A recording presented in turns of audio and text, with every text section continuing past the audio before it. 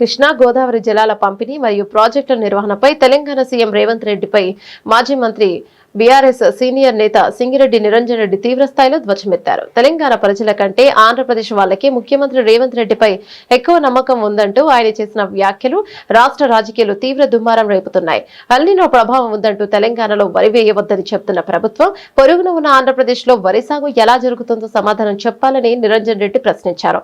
ఎగువన ఉన్న తెలంగాణ నుంచి దిగువన ఉన్న ఆంధ్రప్రదేశ్ కు నీళ్లు వెళ్లాల్సి ఉందని, నీళ్లు ఎలాగైనా కిందకి వదులుతారనే నమ్మకంతోనే ఏపీ రైతులు ధైర్యంగా వరి వేశారని ఎద్దేవా చేశారు. నిన్న ఈ రోజు మిషన్ భగీరథ ఇంజనీర్లతో మాట్లాడినా, సాగునీటి ఇంజనీర్లతో మాట్లాడినా, ఇరిగేషన్ అండ్ మిషన్ భగీరథ ఇద్దరు ఇంజనీర్లతో మాట్లాడినా, అన్ని స్థాయిల ఇంజనీర్లతో మాట్లాడినా, ఏఈ డిప్టీల నుంచి మొదలు పెడితే ఈఎన్సీల వరకు మాట్లాడినా సమాచారం తీసుకోవడం కోసం. మిషన్ భగీరథకు ఈ సంవత్సరం ఒక్క వాన చుక్క పడకపోయినా మన రిజర్వాయర్లలో ఉండేటువంటి నీళ్లతో, ప్రత్యేకంగా శ్రీశైలంలో ఉండేటువంటి అడుగంటిన నీళ్లైనా సరే వచ్చే సంవత్సరం జూన్ జూలై దాకా కూడా మిషన్ భగీరథకు ఎటువంటి ఇబ్బంది లేదు సార్, డోకా లేకుండా మేము సేవ్ చేసుకొని పెట్టుకున్నామని చెప్తున్నారు వాళ్ళు. మరి ఈ వానను ఎందుకు పూచిగా చూపిస్తుండ్రు మంచినీళ్లకు? ఇప్పుడు పడని వానను మంచినీళ్లకు పూచిగా ఎందుకు చూపిస్తాడు ముఖ్యమంత్రి? నీళ్ల మంత్రి ఎందుకు మాట్లాడతాడు? వ్యవసాయ మంత్రి తుమ్మలు కూడా అదే మాట్లాడతాడు. అవగాహన ఉండి మాట్లాడతారా, వీళ్ళు లేక మాట్లాడతారా అర్థం కాదు. అంటే మీ చాతగానితనాన్ని కప్పిపుచ్చుకోవడం కోసం, మీకు అవగాహన లేక పైనుంచి ఎన్ని నీళ్లు వస్తున్నాయో, ఎన్ని వాడుకోవాలనో, ఏ పద్ధతిలో వాడుకోవాలనో ఈ తెలివి చూపించేటువంటిది ఆ శ్రద్ధ లేక మీరు ప్రజల్ని గందరగోళపరుస్తున్నారు. ఇది యథార్థం. మరి మనతో నీళ్లు వాన పడలే, ఓ మోస్తారు పదును వానలే అతి కష్టంగా పడ్డాయి, ఒకటి రెండు పునాసలకే ఇబ్బంది అనుకున్న పరిస్థితి ఉంది. కానీ మరి అలా అలమట్టికెళ్ళి 50,000 క్యూసెక్లు ఎట్లా వస్తున్నాయి? వెస్టర్న్ ఘాట్స్ లో వర్షం పడ్డందుకే కదా. నారాయణపూర్ ఎట్లా నిండింది?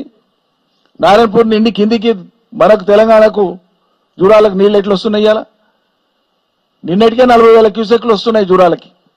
ఇప్పుడు అలమట్టి నీళ్లు చేరుకునే వరకు దగ్గర 1,00,000కు పోతుంది అది. అంటే ఇన్ని వేల క్యూసెక్ల నీళ్లు వస్తే నీళ్ల కోసం రైతాంగం ఎదురు చూసే పరిస్థితి మీరు కల్పించకూడదు. ఆందోళన పడకండి, వచ్చే నీళ్లలో మనం హేతుబద్ధంగా ఎట్లియాలను మేము చెప్తామని ధైర్యం చెప్పేది పోయి ప్రజల్ని ఆ గందరగోళానికి గురి చేస్తున్నారు, భయపెడుతున్నారు. ఎందుకు లేవా నీళ్లు? బాజాప్తా పంటలకు ఇవ్వవచ్చు మనకు ఉండేటువంటి నీళ్లు ఇవ్వాలని మేము డిమాండ్ చేస్తున్నాం. కుంటి సాగులు, దొంగ సాగులు చెప్పకండి. మీరు పైనుంచి వచ్చేటువంటి నీళ్లు తక్కువ లేవు. మీరేం ఆంధ్ర మీద ప్రత్యేకంగా మీరు ప్రేమ చూపించినా మాకేం కోపం లేదు. ఆంధ్ర ప్రాంత రైతులు కూడా వాళ్ళకి తెలియదా ఎల్లినో ఉందని? ఒక మాట నేను అడుగుతున్నా. ఆంధ్ర ప్రభుత్వానికి, ఆంధ్ర ప్రాంతంలో ఉండే రైతాంగానికి ఎల్లినో ప్రభావం ఉంది, వరి వేసుకోవద్దని తెలియదా?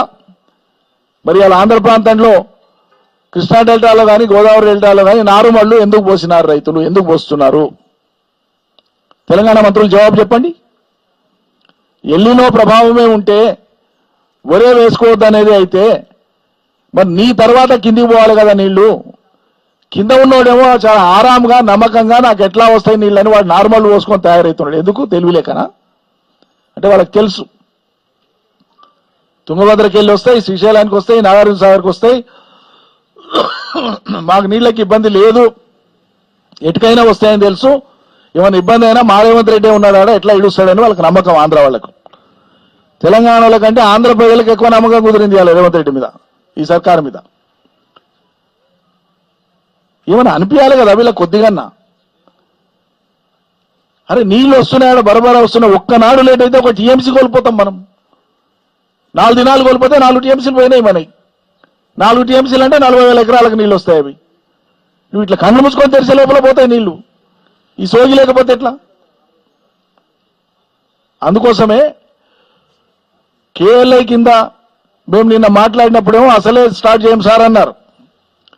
ఆందోళనగా మారుతుంది, రైతులు ఎక్కడికక్కడ తయారవుతున్నారని గమనించి మేము ఇలా ఆత్మకూరుకు వస్తున్నాం, ఇది ఆందోళన కార్యక్రమాన్ని మేము ప్రకటిస్తాం ఇక్కడ అని చెప్పి వాళ్ళకి తెలుసు. కాబట్టి ఇలా పొద్దున ఆగమేఘాల మీద కేఎల్ఐ కింద ఒక్క పంపు స్టార్ట్ చేశాను. నేను ఇప్పుడే 10 నిమిషాల క్రితం ప్రెస్ మీట్ కంటే ముందు చీఫ్ ఇంజనీర్తో మాట్లాడినా.